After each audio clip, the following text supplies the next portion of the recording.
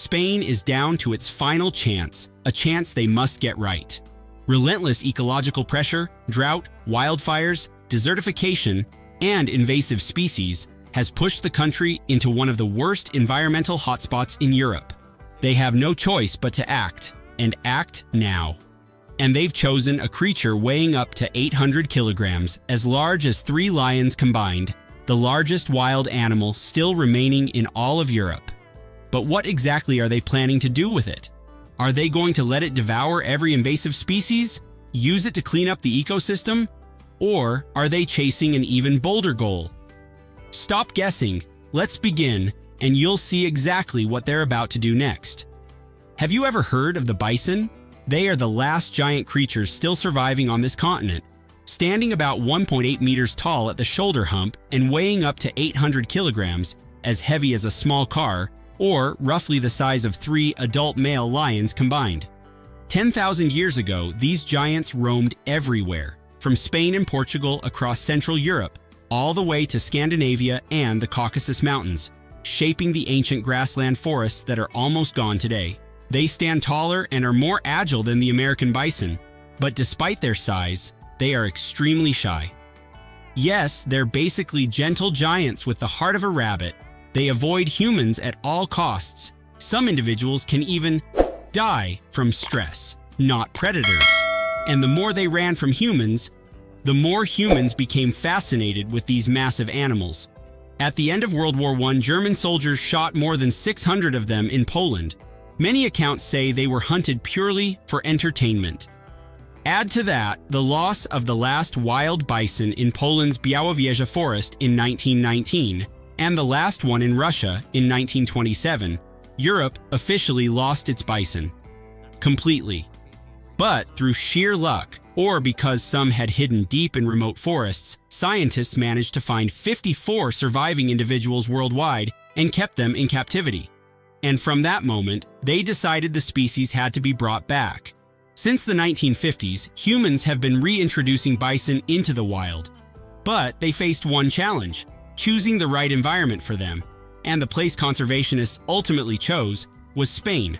Why choose Spain and not Poland, Germany, or Romania, places with cool climates and deep, lush forests? Because Spain is now facing the worst environmental crisis in its modern history. Summer temperatures have reached 47.6 degrees Celsius, the highest ever recorded in Europe. Wildfires have increased by 20% in just a decade. The area burned in 2022 alone was the equivalent of 7 times the size of Paris. Large regions of land have begun to crack and dry so severely that experts call them the early warning signs of the Sahara.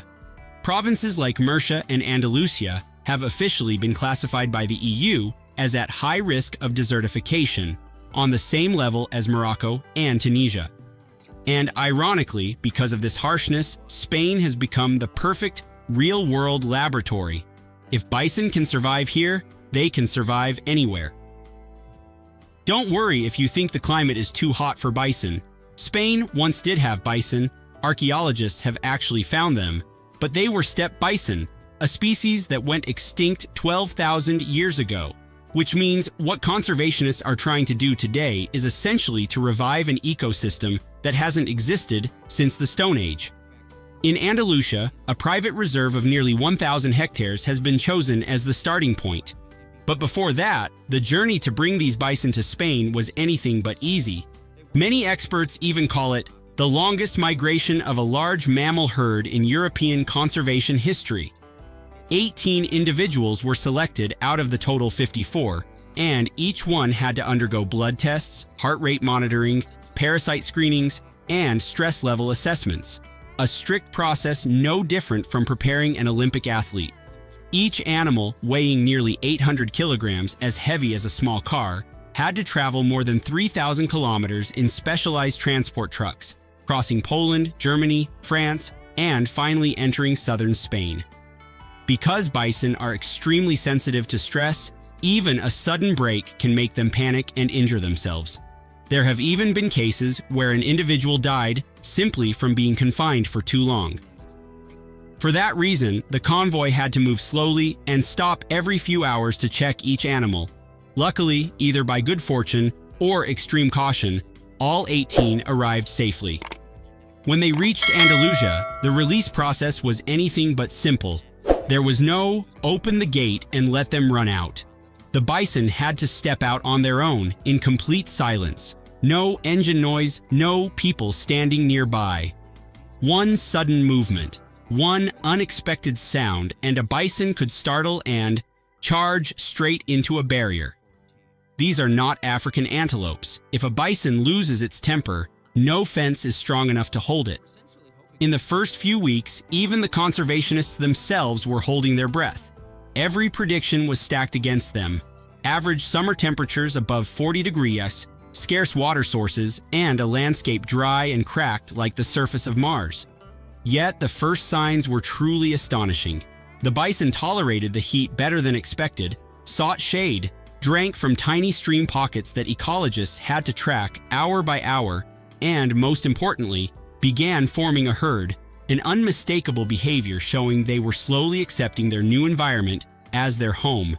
And the real miracle happened when a calf was born within the very first year, the first F1 generation ever born on Spanish soil after thousands of years. Watching a bison mother lead her calf through low oak scrub under blistering sunlight was enough to move anyone. A species once gone now rewriting its own survival story. Drone footage captured the scene from above, making everyone feel like they were witnessing a biological miracle. It didn't stop there. They began to herd. Any large mammal needs time to structure a group, but within just a few months, the bison herd had a clear formation. Adult females in front, calves in the middle, older males at the back, exactly like the natural unit organization of a wild army. And then, what no one dared to hope for happened. Another calf was born in the first year. The first Spanish-European F1 baby, a creature born not in the cool forests of Poland, but in the scorching heat of the Mediterranean. For centuries, bison had disappeared entirely from all of Western and Southern Europe. No tracks, no genes, no memory left behind. And if the Andalusia project had failed, the bison could have followed the same path as the mammoth, vanishing forever from the Mediterranean ecosystem. But at the very least, this time they had a hopeful beginning. They survived, they adapted, and they reproduced. Humans weren't sitting idle either. A dense monitoring system operated 24/7. Adult female bison were fitted with GPS collars to track every movement. Camera traps were scattered across the reserve like an ecological sensor network. Drones scanned the entire vegetation layer to study how the bison were reshaping the landscape. And each month, specialists trekked into the forest to collect samples of bison, deer, and roe deer droppings to analyze diet, check the ecosystem's health, and monitor the cascading impacts the bison herd was creating. What makes people and ecologists even more fascinated and excited about these animals is this. They are not only being brought back, they are actively improving the environment of the reserve and the areas around them. Right from the first months, Andalusia began recording measurable changes in the vegetation layer.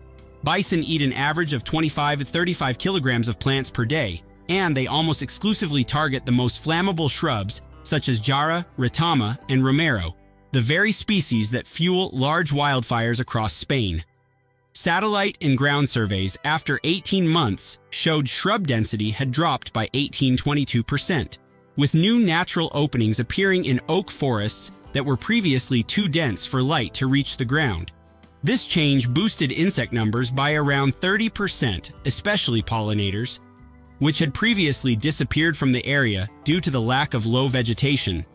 At the same time, ecologists observed bison rolling on the ground and creating bright-colored soil patches, 1.4 meters wide. Ecologists checked these spots and confirmed that the germination rate of grasses and herbs was 3–5 times higher than the surrounding areas. In a landscape cracking from drought, even a tiny patch of soil with a chance to recover can become the beginning of an entirely new community. This is not a theory. It happened in the Carpathians, and it is now reappearing in Andalusia. With their 800-kilogram bodies, bison break low branches, tear through shrubs, and create light corridors 1–3 meters wide running through the forest. These corridors become movement paths for hares, wild boar, and small herbivores. species that were previously trapped behind thick vegetation. In Poland in 2010, just 7 bison cleared 20 hectares of shrub, equivalent to $72,000 USD worth of labor if humans had to do it. Andalusia is beginning to see the same pattern, only on a smaller but increasingly visible scale. As these giant animals move, their footprints create large depressions. When rain comes, the depressions turn into small pools. In the Carpathians, 35% of green frogs were recorded using these very pools to lay eggs. In Andalusia, where rainfall is dropping and natural streams are disappearing, these tiny pools have become water stations for sparrows, hares, and small reptiles. Just one bison herd has unintentionally created dozens of temporary water sources that humans could never build fast enough. When spring arrives, bison shed their 15-20 centimeter thick winter coat. Cameras captured sparrows, starlings, and magpies fighting over the clumps of fur to build nests. Monitoring of bird nests over 3 breeding seasons showed that nests lined with bison fur had a 20-25% higher hatch rate than nests lined with deer fur or dry grass. In other words, a single layer of shed bison fur, something they leave behind naturally, directly increases the survival rate of the next generation of birds. Even something as small as dung and urine plays an important role. Each bison defecates about 8 times per day, and each pile is full of seeds, organic matter, and food for dung beetles, an insect group that has declined sharply because livestock manure contains veterinary chemicals. Their urine carries N, P, Se, and Mg, becoming a valuable nutrient source for plants, while the dung provides egg-laying sites for flies, attracting birds and forming a complete food chain. And even the death of a bison does not end its role. A bison carcass provides far more meat than a deer, attracting red foxes, magpies, golden eagles, and especially the Iberian lynx, one of the rarest wildcats on Earth, currently struggling due to a lack of prey. In Białowieża, bison carcasses were recorded attracting 4 times more scavengers than deer carcasses. All of this happens not because humans intervene, but simply because the bison exist, exactly as they always have. The little-known truth is that when bison appear, it's not only the bison themselves that reshape the landscape. Other species begin changing their behavior to adapt to the new giant in the forest. Deer, a species that once dominated Mediterranean shrublands, immediately changed their tactics. Normally, European deer prefer hiding in dense shrubs to avoid predators. But when bison started charging into bushes, breaking branches, and tearing apart the cover, deer were forced to keep a safe distance, avoiding areas where bison were most active. The result? Forest patches that were once thick and impenetrable, places deer could never open on their own, suddenly became brighter and more spacious, simply because bison showed up. Woodpeckers also changed their feeding habits. When bison churn the soil or rub against tree trunks, they expose armies of hidden insects: larvae, soft-bodied worms, ants, bark beetles. Woodpeckers often follow the herd, waiting for the bison to do the heavy work, then swoop down to enjoy the protein feast. In Poland and the Carpathians, ecologists recorded woodpecker activity near bison herds to be 3 times higher than in forests without bison. Foxes, opportunistic predators, follow bison for very practical reasons. When bison dig dust pits to roll in, the disturbed soil reveals insect nests, small mice, lizards, or reptiles hiding under leaf litter. Foxes often lurk near these bison excavation sites, waiting for the perfect moment to snatch exposed prey. And when it rains, these pits turn into little puddles that attract frogs, insects, and birds. Do you remember that Spain is facing 2 life-or-death threats, wildfires and drought, right? This is a country where wildfire frequency has increased by 20%, damages have risen by 15%, and climate models predict that in the coming decades, drought intensity could be 10 times what it is today. Without intervention, the Mediterranean forest could turn into a continuous fire corridor where a single cigarette butt could burn down an entire valley. In that context, bison have become the natural defense line Spain never had before.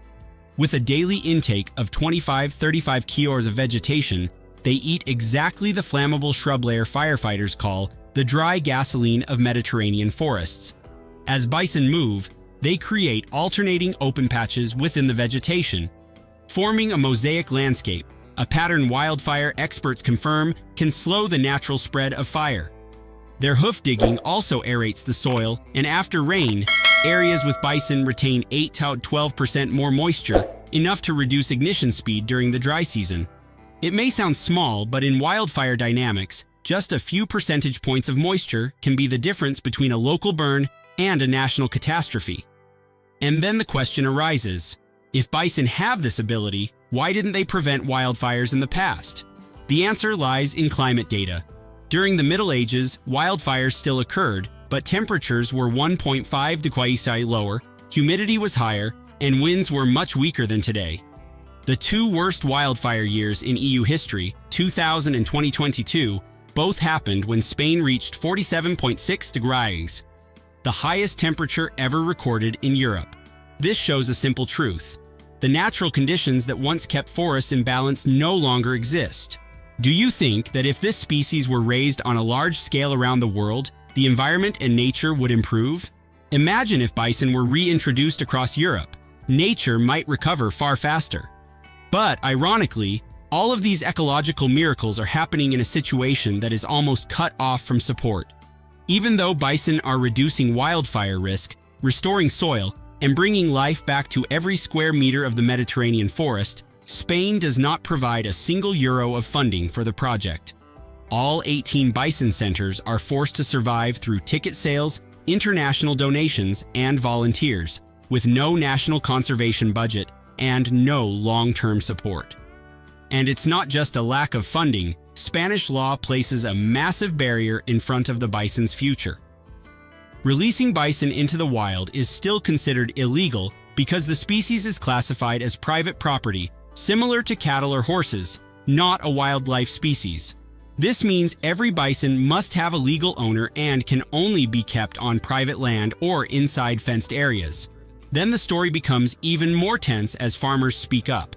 For many of them, bison are not symbols of ecological restoration. They are direct risks to their livelihood. An 800-kilo animal, larger than a Spanish fighting bull, can destroy a fence with a single hit. Local newspapers reported a case in Burgos where a farmer claimed more than $2,000 USD in damage after a bison broke through a barrier. The next concern strikes at the heart of the livestock industry. Food. Spain currently has about 4 million cows, and in many dry regions, pastures are so depleted that farmers must import additional feed. So the idea of sharing grass with a massive wild animal has triggered fierce pushback. One question keeps appearing across local media. When livestock barely have enough to eat, what will bison survive on? But the biggest fear is disease. Some agricultural associations warn about the potential spread of bovine tuberculosis between bison and cattle, even though, so far, there is zero evidence of any outbreak related to bison in Spain. However, in agricultural politics, rumors can be more dangerous than facts. A single suspicion could lead to a government order to cull an entire herd. And the frightening question becomes, who will take responsibility if that happens? Do you remember that the entire population originally came from just 54 bison? In reality, only 12 individuals are the true genetic founders of the modern species.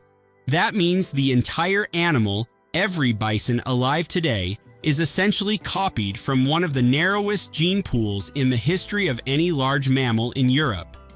Geneticists call this an absolute bottleneck, even more severe than snow leopards, Siberian tigers, or the Iberian lynx, species already infamous for dangerously low genetic diversity. A study from the Mammal Research Institute in Poland even warned that the inbreeding risk in bison is 3 to 4 times above the biological safety threshold. And with such a thin genetic foundation, the risks are enormous. Hidden recessive mutations, weak immune responses, low resistance to infectious disease, and extremely poor climate adaptability. Europe is already 2 degrees warmer than in the pre-industrial era, and animal diseases are emerging in faster cycles than ever before. If a new pathogen appeared today, a species that is almost genetically identical could be wiped out in a single decade. And this isn't just theoretical. A single outbreak of foot and mouth once wiped out 11% of Spain's fighting bull population, even though bulls are far more genetically diverse than bison. Yet here is the shock that made scientists question the textbooks. The bison didn't collapse. They didn't weaken. They didn't stop reproducing. They expanded. In Spain alone, in just 10 years, numbers jumped from 22 to more than 150 individuals, despite summer heat hitting 47 degrees Celsius, a temperature once considered impossible for an animal built for cool, dense forests. In Poland, wild herds have passed 2,700, the highest since the Middle Ages. In Romania, the first wild herd in 200 years has stabilized. In the United Kingdom, only 8 months after release, the first wild calf was born, something even the most optimistic conservationists never dared to predict. And in Lithuania and Slovakia, previously isolated populations are beginning to reconnect, forming natural gene corridors, a phenomenon almost unheard of for a species once standing on the edge of extinction. This leads to a question that forces biologists to reconsider the rules. Can the survival instinct of an 800-kilo animal truly override the genetic limits science once considered absolute? And if they can adapt to the harshest environments in Europe, what can't they adapt to? Because of this, the EU is shifting its perspective. Instead of treating the bison as a species that merely needs protection, many experts now call it a landscape restoration engine, an ecological tool capable of slowing desertification, healing forests, and stabilizing degraded land. More than 7 countries are now studying expansion plans: Germany, Lithuania, Slovakia, Scotland, and the Czech Republic, viewing bison as a natural defense system in an era of extreme climate.